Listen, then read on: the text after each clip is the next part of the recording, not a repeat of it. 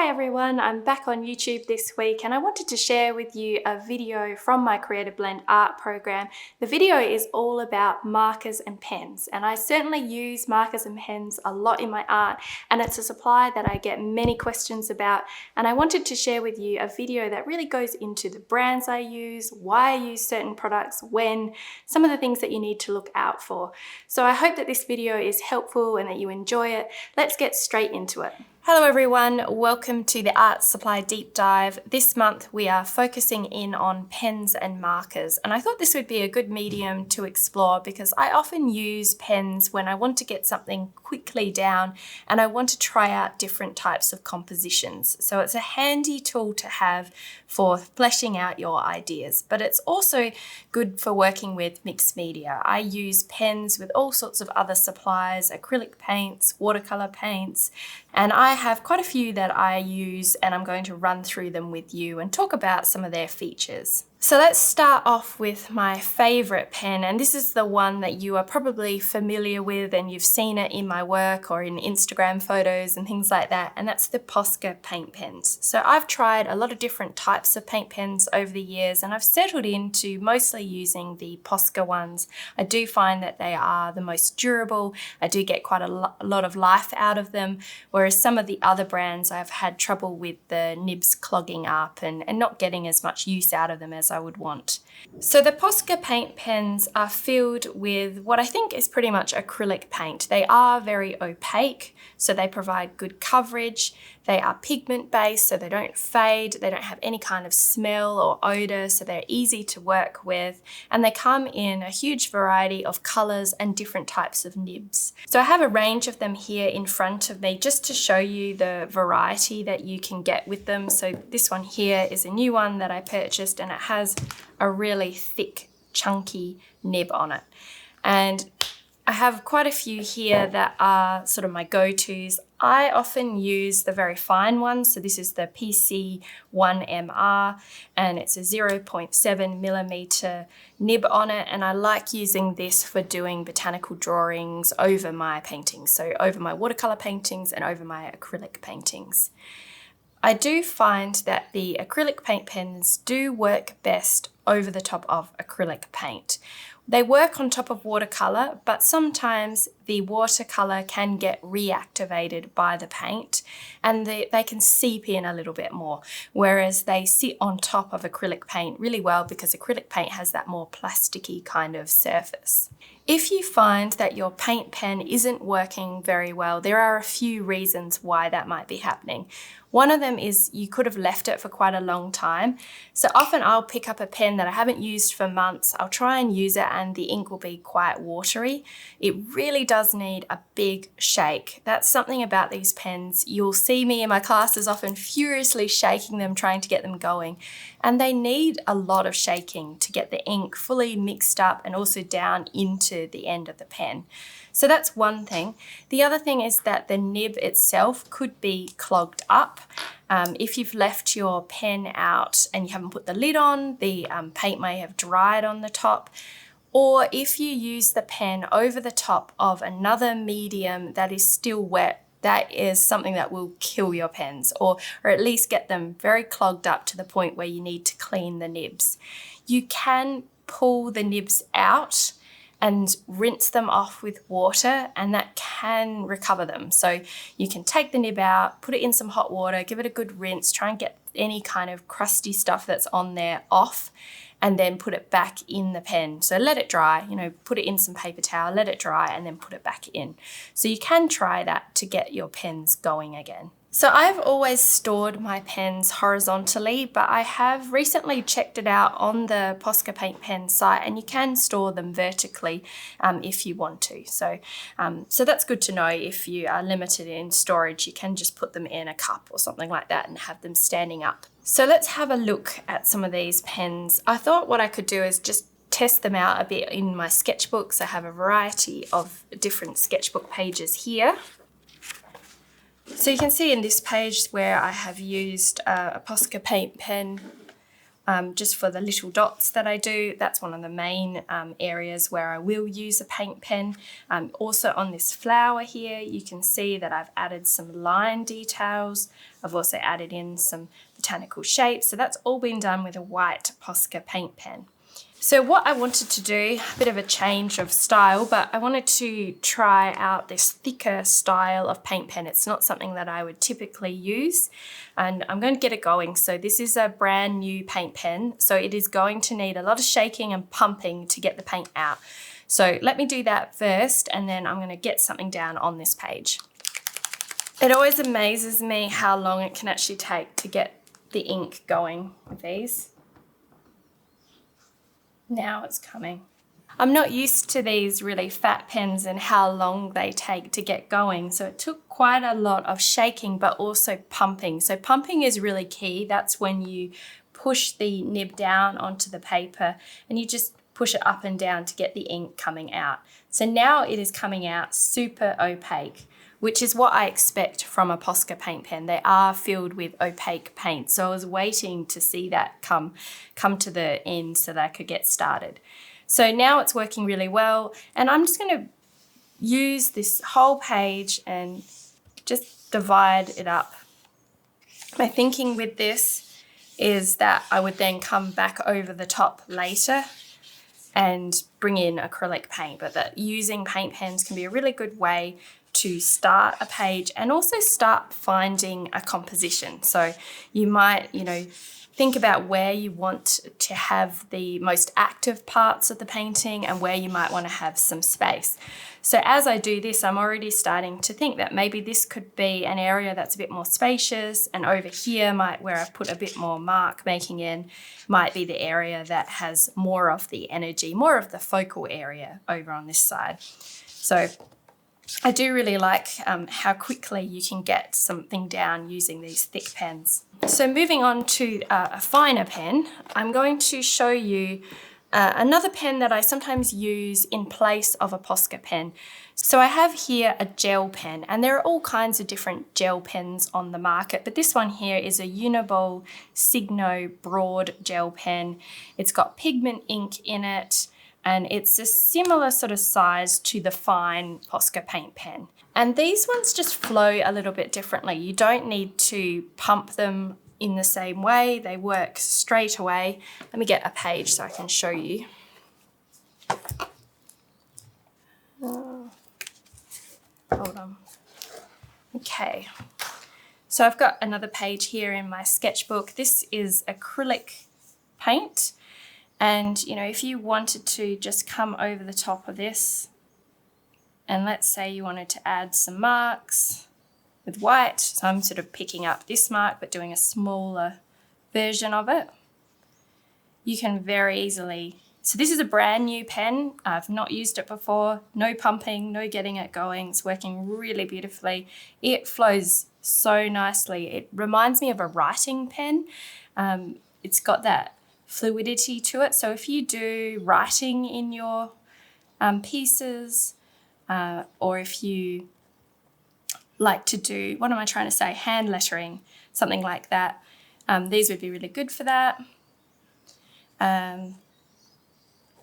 They work best on a smoothish paper. This is a cold press watercolor paper. It does have a little bit of texture in it, but it's fairly smooth. It handles the pen nicely. Another sketchbook that I have that has really nice paper in it for pen work is this Stillman and Byrne Nova sketchbook.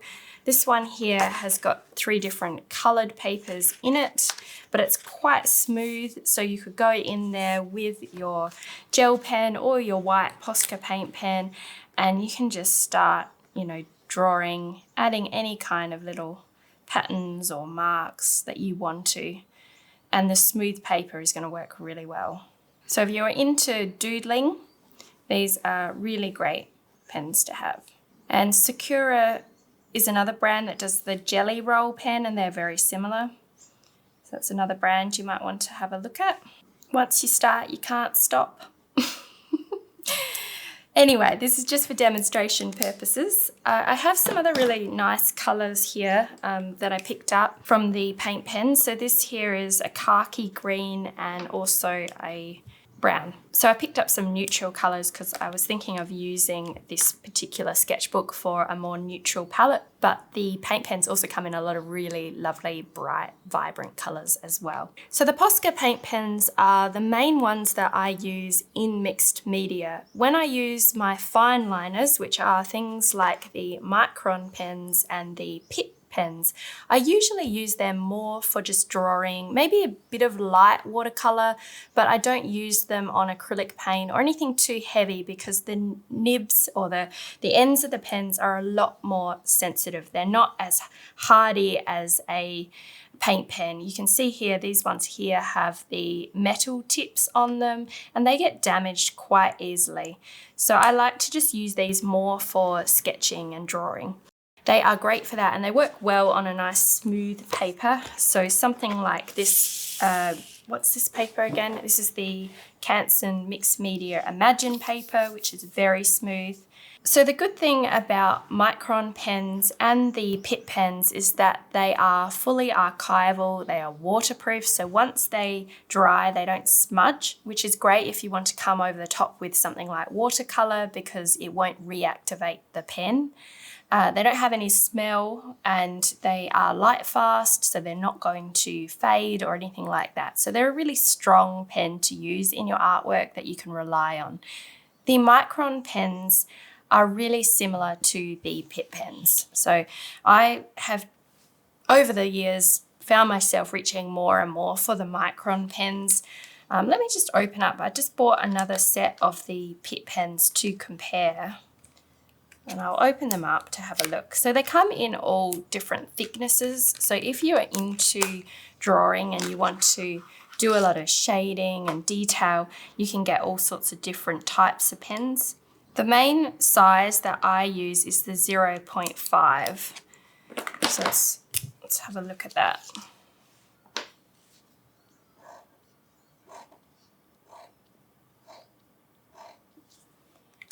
And then I have a 0.5 here in the Micron pen.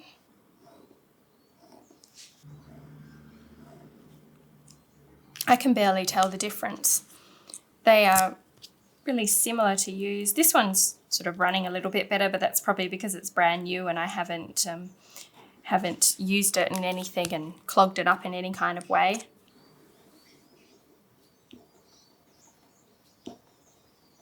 So I don't think you could go wrong with either of these pens. I use them for botanical drawing. That's the main thing that I use them for.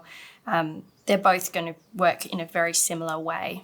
Another good thing about these pens is that they don't bleed through. So if you're using them on a sketchbook, when you turn over the page, you won't see the drawing that you've done coming through the paper on the opposite side of the page. So that's really good when you are doing sketchbook work. So let's move in now to a couple of other types of pens. So these are pens that I don't use as much, and one of the main reasons is because they aren't as light fast.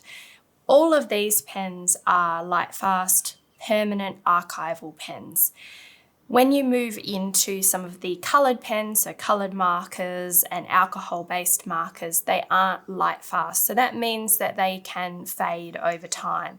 So in order to keep your work looking the same way it did when you made it, you might need to protect it either by it being in a sketchbook and the sketchbook being covered and closed. So that way it's not getting a lot of sunlight on it. So sketchbooks aren't too bad, but if you have it out in a frame or something like that and it's getting a lot of sunlight, then the piece might fade. So if you're using markers for work that you are going to display, you need to keep that in mind.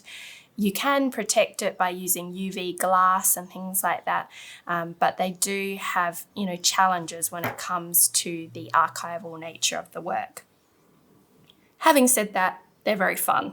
And, you know, they definitely could have a really good place in sketchbook work. So I have these Copic pens here, and I only have the 2 of them because I don't like using alcohol-based markers. Personally, I find the smell is a bit overpowering. So the alcohol in them does add to the benefits of them, which is that they dry really fast, but I just find it too much. I prefer pens that don't have an odor.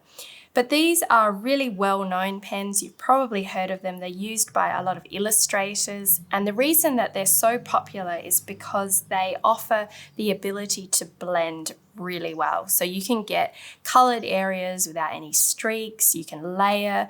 And one of the wonderful things about them is that you can continue adding color and it doesn't peel the paper. So if you are interested in doing a lot of coloring in or a lot of detail, these are great pens for that. Let's have a look at them. They have dual tip. So you have the thick side and then you have the fine liner as well.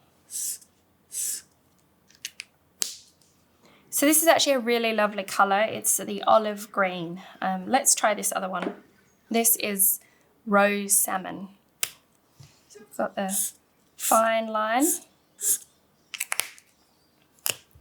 and then the thicker color. You can also get color down really quickly with these. Sort of work into them.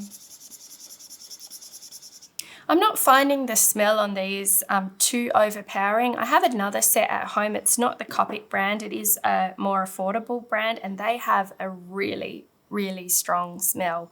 So maybe with the Copic ones, it is a little bit better. So that's something to keep in mind, that if you do go for the more premium product, you might be getting something that doesn't smell quite as much as some of the budget brands. One thing to keep in mind with this type of pen is that they are really well known for bleeding through paper. So if you have a look at the side here where I did a little bit more of a colouring in, even here, you can see that it is coming through the other side of the paper. You will need a special type of paper or a very thick paper to avoid that. Otherwise, you just need to be aware of it. So if you're working in a sketchbook, know that the colour will bleed through to the other side. You might want to either work with that colour or put some collage down to cover it up, or just leave that other side blank and work on a new piece of paper rather than working on both sides of the pages in your sketchbook. You might also find that if you add acrylic paint over the top of one of these alcohol-based markers, that the colour also bleeds through acrylic paint. So it is quite strong in that way. So you might end up with colour coming through your painting that you don't want. So that's one of the reasons why I wouldn't usually choose one of these pens for my mixed media art. I do find that they work best as a standalone pen, or perhaps in combination with something like a fine liner. They also have very sensitive nibs. So if you were to use these with acrylic paint and your paint wasn't quite dry, you would be at risk of stuffing up your pens. And these are expensive pens. So that's another reason to keep them separate from your other mixed media supplies. Finally, I want to move on to the Tombow dual brush markers. And these are water-based markers. They are also not light fast. They're dye-based rather than pigment-based. They have the dual tip as well. So they have a brush tip as well as a normal nib. Let's have a quick look. I swatched these out in one of the other modules of the Creative Blend art program. It was the color module. But just to have a quick look at them here, you have the brush tip. So there are a lot of markers like this with a brush tip on one end and then a finer tip on the other end. So that gives you a bit of versatility. And I'm finding these are actually really great for not giving streaks. So they blend quite well for a marker. You can actually go in there and add in multiple colors. And the great thing about these pens is that they are also water soluble. So you can add a little bit of water, you can blend them out like watercolor. So these are really great. They don't have any odor, so that's why I like these a little bit more than the Copic markers. These remind me more of the kind of textures that I would have used as a child, but the colors are absolutely beautiful. Let's have a look quickly just to see if we are having any bleed through with these. Not so far. Let me just add a little bit more colour onto the page with some of the darker ones, just so that we can check out whether or not it's coming through the paper.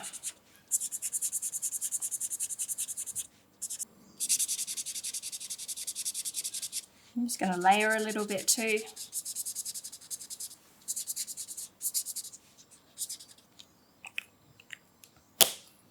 Okay, let's have a look. Turn it over.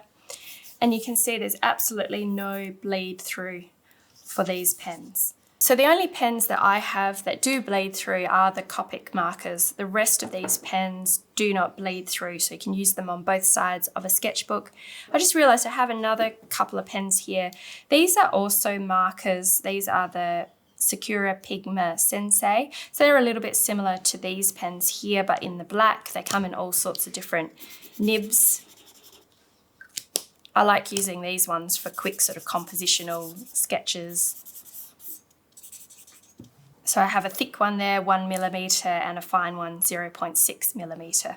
So you can see here a previous doodle that I've done. So this is just a piece of scrap paper that I had in my studio, and you can see that that hasn't come through. You can't see that design. So any of the fine liners are not going to come through either. So this is just a very small selection of pens and the ones that I'm familiar with. But if you go into any kind of art shop or stationery supplier, you will see that there are loads and loads and loads of different pens out there.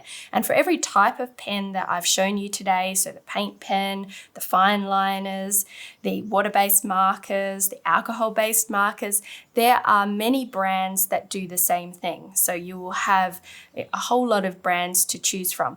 I'm sticking with some of the more popular and well-known brands that have been tested and enjoyed and loved by many artists. So they are always a safe bet, but there are some more affordable alternatives out there. And if you wanted to just get started with any one of these pens, I would just pick up one or two and test them out first rather than buying like a huge set, because they can be a bit of an investment. Some of these pens are actually quite dear. And you might want to try some of the budget options, particularly if you're using them in your sketchbooks or just for quick doodles, or perhaps if you wanted to do some artwork with your kids and just have some pens on the kitchen table. There are a whole lot of different price points that you could try out. So I hope that's been helpful and given you some ideas around the different markers that you can use and what they are good for, and also just things to be mindful of, particularly around whether or not the markers are light fast, whether or not they bleed through, how durable they are, how careful you have to be with the nibs, those sorts of things. Another thing I will mention, because I just thought of it, is that most of these pens can be stored either vertically or horizontally, but the Copic markers are designed to be stored horizontally. So just check with each particular brand. All of these brands have really good information on their websites. So if you want to learn about the pens and go into greater depth, go onto the Posca website or any of these other brands and read all their tips and ideas on how to store them, how to get the most out of them, how to fix them if they get clogged up, those sorts of things, because there's endless information out there. But having said that, I don't want you to get overwhelmed. The best pens are the ones that you easily reach for and get stuck into your artwork with. So I don't know all the ins and outs of these pens. I just have ones that I feel more comfortable using, that are just happy in my hand, and I think they are the best pens to have.